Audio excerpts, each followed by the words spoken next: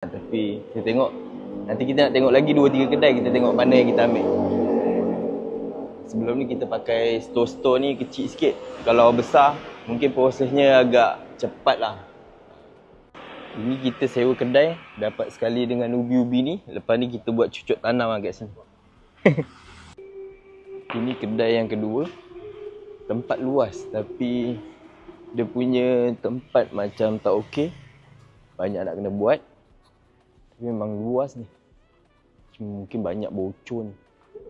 Macam tak sesuai. Kita tengok tempat lain. Sampai kedai ketiga.